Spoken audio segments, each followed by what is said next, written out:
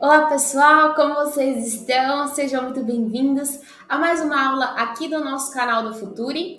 E vocês já devem estar sabendo que nós estamos com a nossa série de resolução de questões discursivas e eu sei que vocês estão adorando, até porque essa é uma das fases mais desafiadoras dentro dos concursos de procuradorias e a gente precisa se aprimorar, saber da parte das formalidades e principalmente da parte do conteúdo para que a gente possa construir uma boa resposta. E eu sei que muitos de vocês têm essa dificuldade e é por isso que a gente está com essa nossa série de resolução de discursivas para facilitar para vocês e terem aí constante contato com resolução de questões discursivas, porque normalmente o que a gente encontra é a questão e posteriormente a resposta esperada pela banca, muitas vezes a gente não consegue entender muito bem a didática, não consegue aprofundar o conteúdo e de repente, vislumbrar outras questões que poderiam advir do mesmo assunto daquela questão que foi pedida pela banca e se antecipar, para eventuais outros questionamentos dentro daquele assunto. E é por isso que a gente está com essa série, para que vocês possam aprofundar o conteúdo, entender como que a banca gostaria que você formulasse a sua resposta diante da questão discursiva. Então, vem aqui comigo, nós vamos trazer hoje para vocês uma questão da Fundatec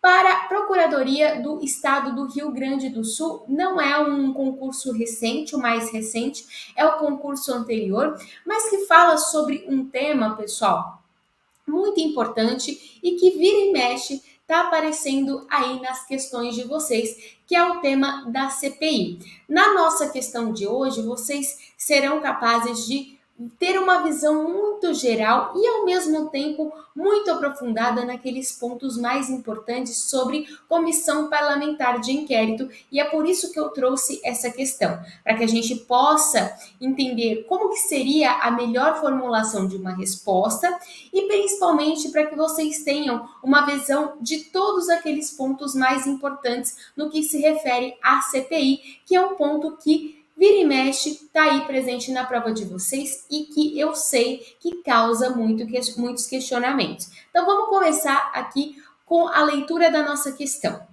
O parlamento recebeu dos cidadãos não só o poder de representação política e competência para legislar, mas também o mandato para fiscalizar os órgãos e agentes dos estados, respeitados nesse processo de fiscalização os limites materiais e as exigências formais estabelecidas pela Constituição Federal.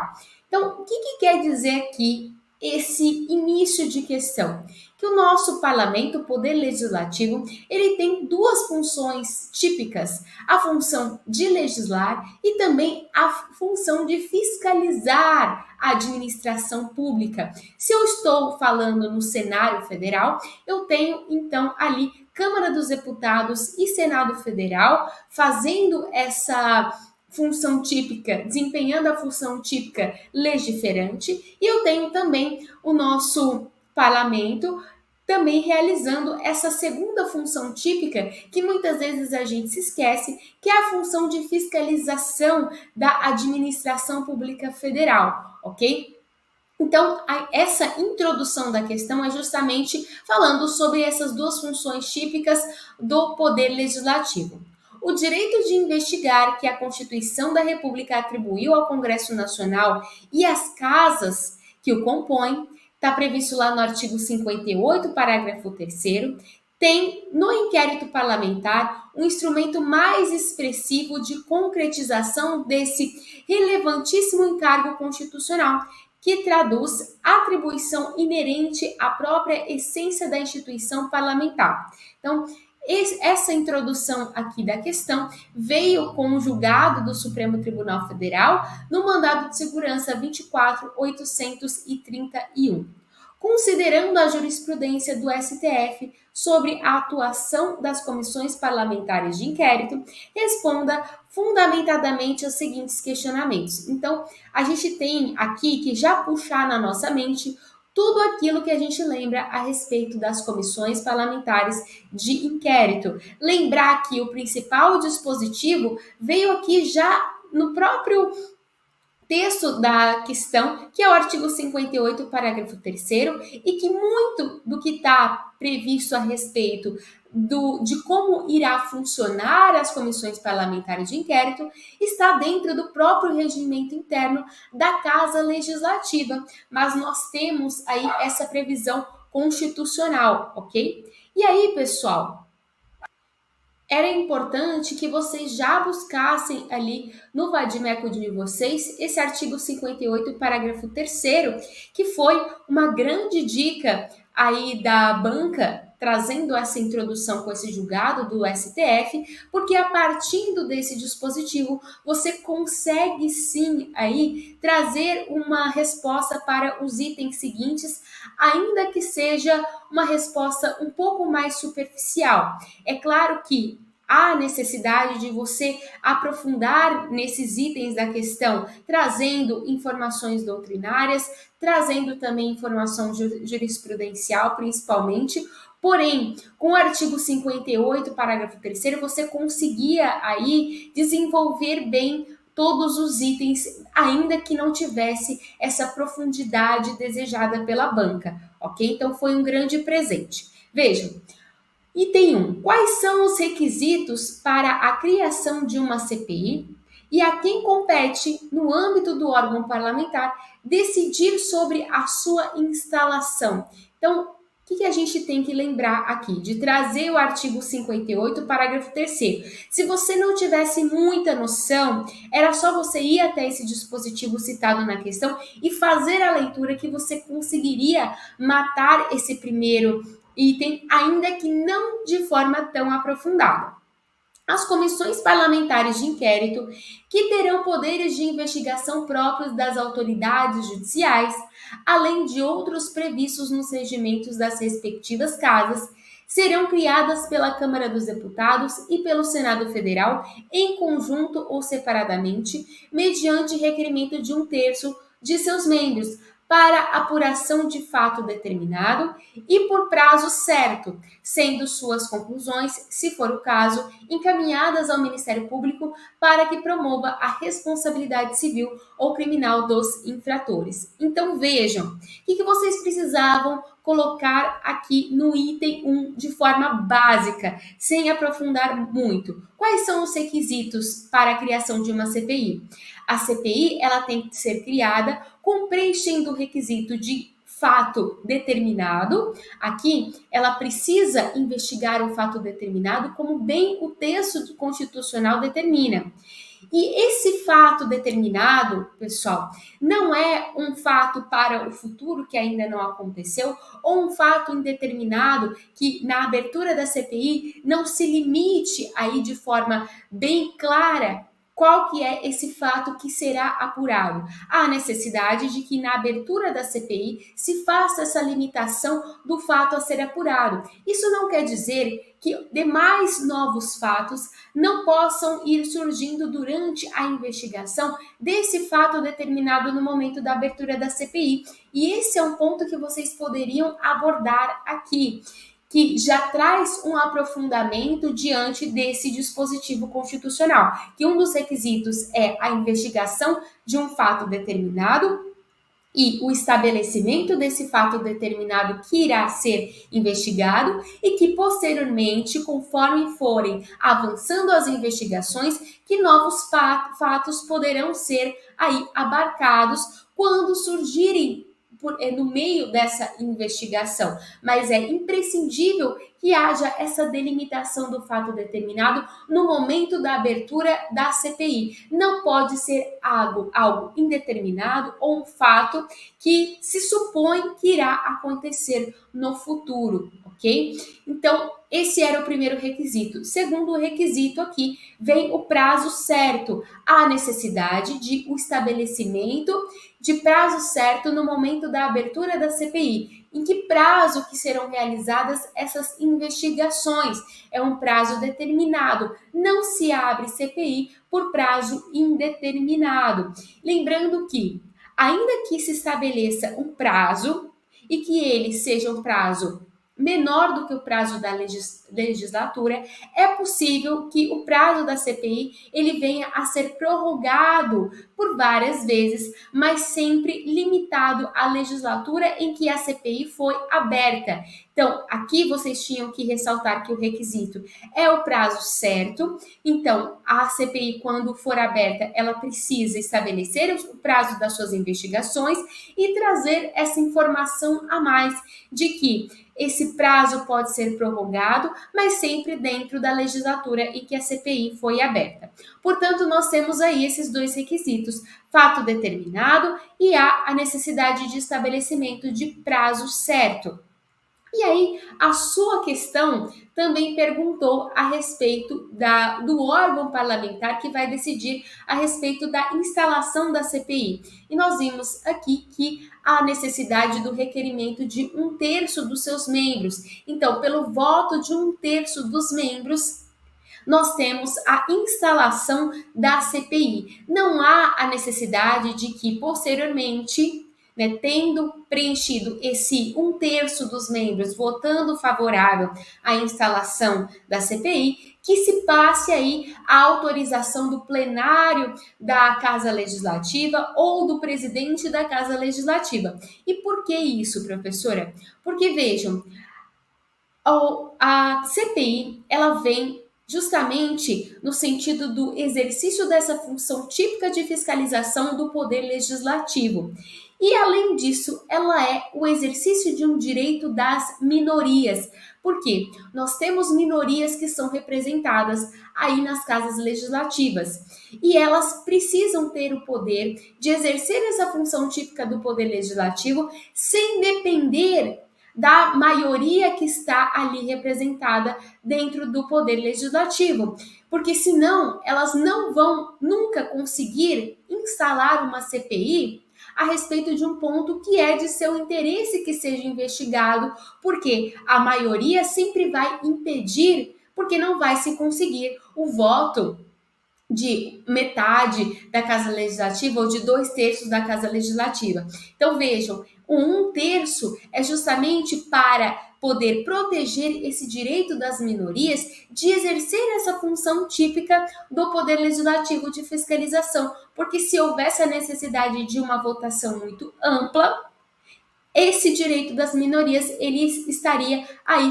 desprotegido, tá certo? Então, aqui nesse ponto, a gente tem que lembrar que o Supremo Tribunal Federal, lá no mandado de segurança 377/60, ele entendeu que essa abertura e instalação da CPI, ela não se submete ao juízo discricionário do presidente da Casa Legislativa e nem do plenário da própria Casa Legislativa. Portanto, nesse item, você poderia simplesmente ficar apenas aí de forma superficial, falando que há necessidade de investigação de um fato determinado, o estabelecimento de um prazo certo para essas investigações e que há a necessidade de 1/3 dos membros da Casa Legislativa aprovando para a instalação da CPI. E aí, aprofundando, você poderia falar a respeito de fatos que fossem descobertos durante a investigação desse fato determinado no início da instalação da CPI, que o prazo, apesar de certo, ele pode ser prorrogado sempre dentro da legislatura em que a CPI for aberta e que para a instalação da CPI eu preciso de 1/3 dos votos dos membros da Casa Legislativa e eu não passo pelo crivo do plenário ou do presidente da Casa Legislativa, justamente porque também um exercício do direito das minorias representadas ali dentro da Casa Legislativa, ok? E aí você já conseguiria matar sem grandes problemas esse primeiro ponto da sua questão. Voltando aqui para o segundo item. Quais são os atos que, por autoridade própria, a CPI pode determinar com base nos poderes de investigação próprio das autoridades judiciais, a que se refere o artigo 58, parágrafo 3º da Constituição da República, e que requisitos devem ser observados na determinação desses atos. Então, vejam, a CPI ela tem poderes de investigação própria das autoridades judiciais. O que isso significa? Que nós temos aqui como poderes para essa CPI a possibilidade de determinar a quebra de sigilo dos dados bancários, também trazer a quebra de sigilo dos dados telefônicos e fiscais. Aqui, a interceptação das comunicações telefônicas não estão abarcadas. Por quê? Aqui você tem uma reserva desse poder, justamente a reserva de jurisdição. Então, a nossa Constituição, no que se refere à interceptação de comunicação telefônica, ela não abre essa possibilidade dentro dos poderes da CPI, porque fica restringido à decisão judicial dentro de processo penal. Então, é bem limitada essa possibilidade de determinação da quebra, né, de comunicação telefônica. Por esse motivo, a CPI não tem esse poder. Então, você tinha aqui nesse primeiro item que ficar limitado a determinação da quebra de sigilo de dados bancários, sem aí a necessidade de levar ao judiciário para que ele aprove essa quebra, também a quebra de sigilo dos dados telefônicos, e aqui não é a própria comunicação que vai ser interceptada, são os dados telefônicos, a duração da chamada telefônica, quem foi que ligou, quem foi que recebeu a ligação, ok? Então, esses dados que serão abertos para a CPI, mas a própria comunicação, aquilo que foi trocado entre as partes, não será, então, quebrado pela CPI. Temos também aqui a quebra dos dados fiscais pela CPI. Então, esses são alguns poderes. Lembrando que, apesar de poder fazer a quebra desses sigilos, tudo aquilo que for coletado durante essa quebra não poderá ser divulgado pela CPI. Poderá ter acesso a qualquer tipo de documento sigiloso e também vai poder convocar autoridades para deporem perante essa CPI, para colher informações dessas autoridades. Lembrando que aqui, pessoal, quem que vai poder ser convocado? A Câmara dos Deputados e Senado Federal ou qualquer de suas comissões poderão convocar ministro de Estado ou quaisquer titulares de órgãos diretamente subordinados à presidência da República. Então vejam que é bem amplo o rol de autoridades que vai poder ser convocada para então depor perante a CPI, para prestarem pessoalmente informações sobre assuntos previamente determinados, importando crime de responsabilidade, ausência sem justificação adequada. E aí, um ponto importante que vocês precisavam falar aqui, que dentro dessa possibilidade de convocação de autoridades, nós temos fora o presidente da República e os ministros do Supremo Tribunal Federal. Por quê? Porque lá no artigo 2º da nossa Constituição, nós temos o princípio da separação dos poderes. Isso significa que se eu abro a possibilidade para que a Câmara dos Deputados ou o Senado Federal venha convocar o presidente da República ou ministros do Supremo Tribunal Federal, que são chefes dos demais poderes previstos na nossa Constituição, eu tenho a flexibilização dessa separação dos poderes e haveria, sim, uma flexibilização da independência desses poderes. Por esse motivo, o entendimento do Supremo Tribunal Federal e que vocês tinham que abarcar aí na resposta de vocês com relação aos atos que podem ser realizados pela CPI, é que justamente está fora essa convocação do presidente da República e dos ministros do Supremo Tribunal Federal, apesar de poderem convocar demais outras autoridades que estão submetidas à chefia do presidente da República e também os ministros de Estado, tá certo? Então, em linhas gerais, era isso que vocês tinham que colocar no segundo item nessa primeira parte. Lembrando também que se o presidente da República não pode ser convocado, se eu tiver uma CPI federal que está apurando atos que há necessidade de vir a convocar o governador do estado, porque ele está por dentro de alguma informação relevante para as investigações daquela CPI, O Senado Federal ou a Câmara dos Deputados, em conjunto, né, ainda que seja uma CPI que tenha sido aberta em conjunto, não poderão convocar o governador do estado por dois motivos. Primeiro, pelo princípio aí da simetria, se o presidente da República não pode ser convocado porque vai violar essa separação dos poderes, também a mesma lógica deve ser utilizada para o governador do estado, não é mesmo? E também porque nós temos a violação da autonomia desse ente federativo que é o Estado, quando eu estou convocando o governador do Estado para depor perante uma CPI federal. Então, esse ponto também era relevante de vocês tratarem dentro desse segundo item.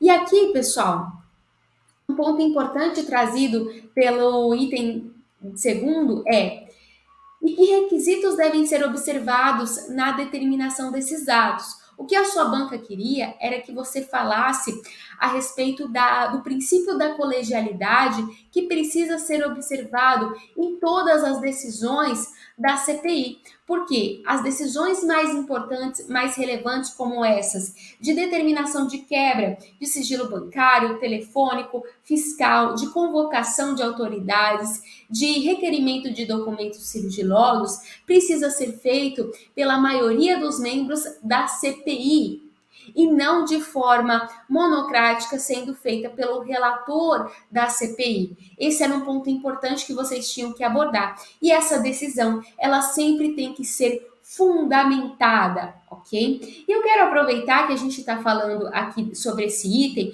não precisava estar aqui presente na resposta de vocês nesse item segundo, mas eu acho importante a gente falar que quando se vai formar uma CPI, há necessidade de respeito à representação proporcional partidária.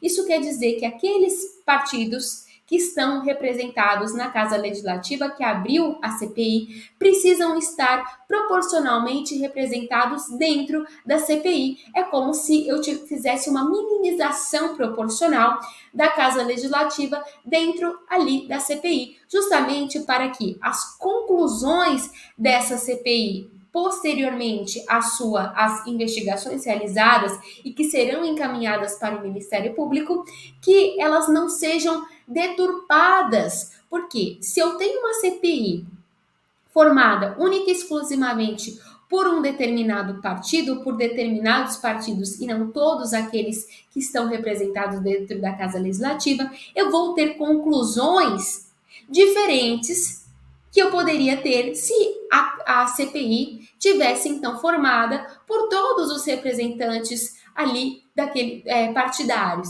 Então há necessidade de que se respeite essa proporção partidária no momento da formação da CPI. E se eventualmente eu tiver a seguinte situação: eu tenho o líder partidário que precisa vir a indicar o membro do partido que vai formar essa CPI. Mas pode ser que ele tenha votado contra a formação dessa CPI. E para atravancar a formação e a realização dos trabalhos dessa CPI, ele venha a não indicar o membro do seu partido para formar a CPI. Então, é uma forma dele atravancar a formação dessa CPI. Nessa circunstância, o Supremo Tribunal Federal entendeu que cabe ao presidente da Casa Legislativa em que foi aberta a CPI fazer a indicação do membro do partido para ser, então, aí parte dessa CPI que está formando, justamente porque esse líder partidário, ele não pode ter esse poder de trazer um obstáculo para a formação da CPI e, como consequência, trazer obstáculo à fiscalização do poder legislativo, tá certo? Então, era só esse ponto que eu queria trazer para vocês. Vamos ao terceiro item aqui da nossa questão. O que é a reserva de jurisdição e quais são os atos que, por força dessa cláusula, não podem ser determinados por autoridade própria da CPI? Isso quer dizer, reserva de jurisdição, aquilo que só pode ser determinado por decisão judicial, que não pode ser determinado pela CPI de forma autônoma. Então, a gente vai lembrar, e eu já adiantei para vocês aqui, a questão das interceptações e a interceptação das comunicações telefônicas, também a violação de domicílio. A determinação de entrada no domicílio de um particular não pode ser feito pela CPI. Há a necessidade de observância dessa reserva de jurisdição, portanto, a CPI ela pode vir a pedir uma decisão judicial nesse sentido, mas ela não pode, de forma autônoma, por sua decisão própria, vir a determinar a violação de domicílio. Também não pode determinar a suspensão e a dissolução das atividades de associações. Está previsto de forma expressa na nossa Constituição que para a suspensão e dissolução das atividades das associações eu preciso de decisão judicial, por isso a CPI não tem esse poder. Também a expedição de mandado de prisão não está dentro dos poderes das CPIs. Eu preciso de uma decisão judicial. Também o poder geral de cautela do judiciário não é atribuído às comissões parlamentares de inquérito, ou seja, a CPI ela não vai poder determinar a conscrição de bens, arresto, sequestro de bens, não pode impedir que uma pessoa deixe o país ou que venha a impedir a entrega do passaporte, também não pode impedir a presença de advogado. Então, todos esses pontos dentro do poder geral de cautela do judiciário não poderão ser exercidos pelas comissões parlamentares de inquérito. E como eu disse, ela pode convocar autoridades e demais outras testemunhas para poder depor diante da CPI. O que acontece é que, apesar dela poder convocar os investigados e as testemunhas, se eventualmente eu tiver a negativa das testemunhas para estarem depondo perante a CPI, ela não vai poder determinar a condução coercitiva dessa testemunha. Ela vai ter que solicitar ao juiz criminal da localidade que decida a respeito dessa condução coercitiva e faça essa condução coercitiva da testemunha. Aqui um ponto importante e que não precisava aparecer na resposta de vocês é o seguinte: a testemunha ela é obrigada a depor quando ela for convocada. E se ela não aparecer de forma livre, ela vai ser conduzida de forma coercitiva. Apesar de não ser uma decisão da CPI, ela mesma não pode conduzir de forma coercitiva a testemunha, ela vai solicitar ao juiz criminal da localidade para que conduza coercitivamente essa testemunha. Ou seja, a testemunha ela não pode se negar a vir a depor diante da CPI. E os investigados? Qual que é o entendimento do Supremo Tribunal Federal a esse respeito? Nós tivemos, pessoal, uma divergência com relação aos votos dos ministros. O ministro Gilmar Mendes e o ministro Celso de Mello entenderam que não há a obrigatoriedade da presença do investigado, justamente porque ele tem esse direito de não autoincriminação, que é um direito previsto na nossa Constituição. E tendo em vista que o investigado, durante o processo penal, que é um processo que sempre serve de modelo e de base para as decisões do Supremo Tribunal Federal com relação à CPI e a forma como a CPI ela vai se realizar diante do investigado. Nesse caso, se durante o processo penal eu não tenho aí a condução coercitiva do investigado para prestar depoimento, também se teve esse modelo aplicado aqui à CPI no que se refere aos votos dos ministros Gilmar Mendes e Celso de Mello. Então, nesse ponto, o que se entendeu? Que para o Gilmar Mendes e para o ministro Celso de Mello, que não há a obrigatoriedade do investigado de se apresentar para depor perante a CPI. E se ele não aparecer, ele não vai ser conduzido coercitivamente. Além disso, ele vai ter ali direitos, né, importantes a serem observados, que é o direito ao silêncio.